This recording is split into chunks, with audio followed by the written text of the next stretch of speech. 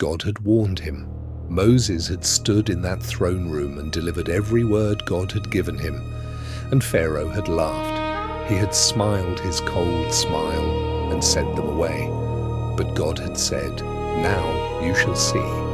And now it was time. Moses was 80 years old. He had spent 40 years trying to forget Egypt. And now he had stood before Pharaoh, not once, but again and again. Each time he had spoken. Each time Pharaoh had refused. But Moses kept going back, not because he was brave, but because God kept sending him. God said to Moses, "Pharaoh's heart is hardened. He refuses to let the people go. Go to Pharaoh in the morning. He will be going out to the water. Stand on the bank of the Nile and meet him there. Take in your hand the staff that was turned into a serpent." Moses and Aaron went to Pharaoh at the water's edge, the great Nile, the lifeblood of Egypt, the river that fed every crop, that watered every field, that the Egyptians worshipped as a god. And God said, "With this staff I will strike the waters of the Nile, and they shall be turned to blood." Aaron raised the staff, and he struck the waters of the Nile, and the water turned to blood. Every river, every canal, every pool, every vessel of water stored in Egypt, blood.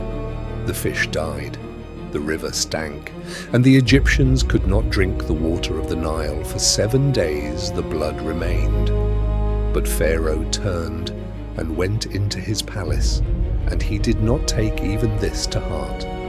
His magicians had done the same with their secret arts, and so Pharaoh's heart remained hard. He would not listen, just as God had said. Then God said, "Go in to Pharaoh and say to him, 'Thus says the Lord, let my people go that they may serve me. But if you refuse, I will plague all your country with frogs. The Nile shall swarm with frogs. They shall come into your palace, into your bedroom, onto your bed, into the houses of your servants, into your ovens, into your kneading bowls."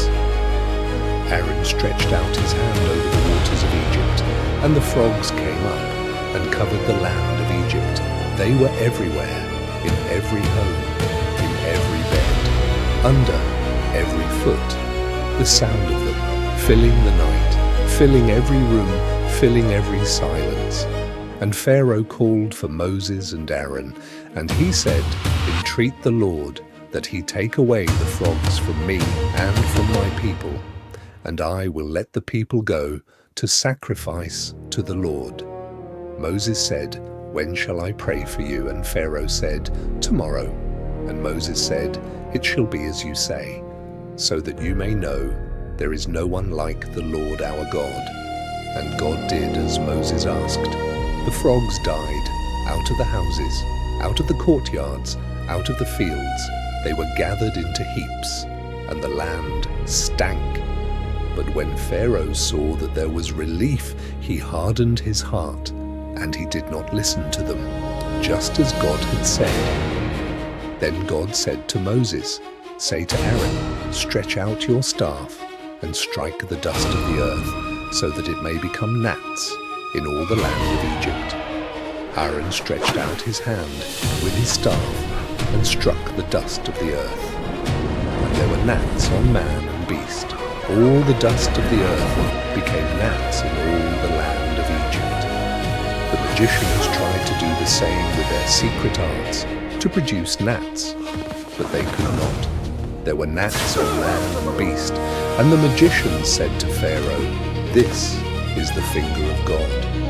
But Pharaoh's heart was hardened, and he would not listen, just as God had said. Then God said to Moses, "Rise up early in the morning and present yourself to Pharaoh as he goes out to the water. Say to him, 'Thus says the Lord, let my people go that they may serve me.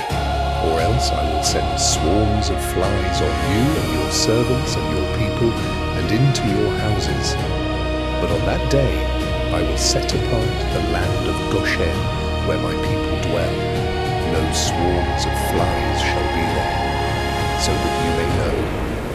the Lord in the midst of the earth, and God did so. There came great swarms of flies into the house of Pharaoh and into his servants' houses. Throughout all the land of Egypt, the land was ruined because of the swarms of flies.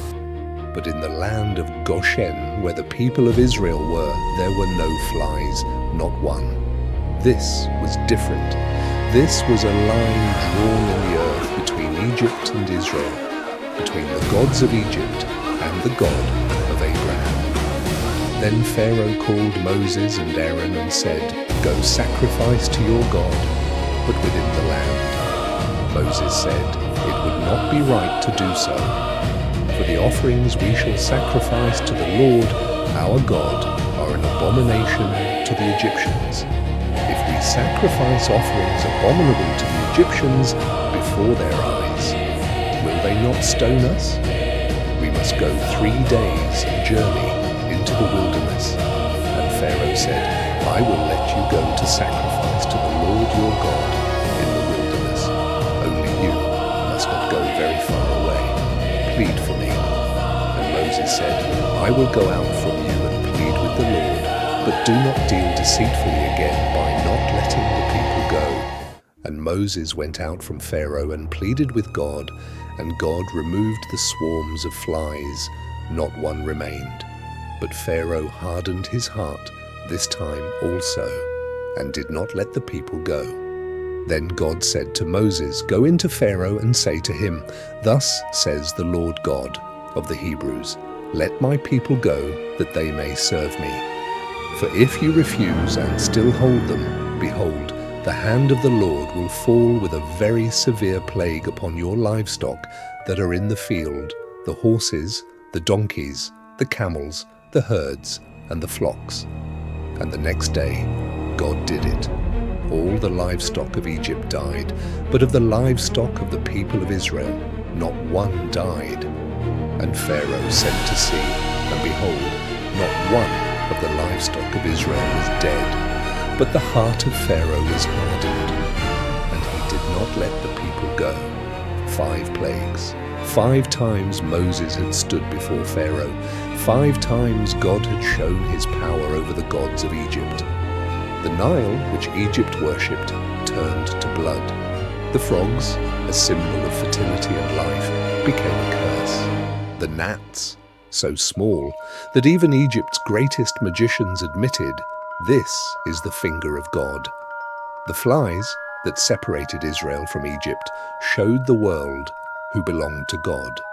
And now Egypt's livestock dead, while Israel's lived. 5 times Pharaoh had seen, 5 times he had refused. But God was not finished. Pharaoh had asked, "Who is the Lord?" He was finding out, plague by plague, sign by sign.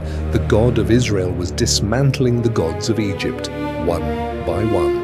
And still Pharaoh would not bow, his heart harder with every miracle, his pride unmoved by every sign. But God had said, "I will multiply my signs and wonders in the land of Egypt," and Pharaoh would see them all. Pharaoh hardened his heart. He had no idea what was coming. Next,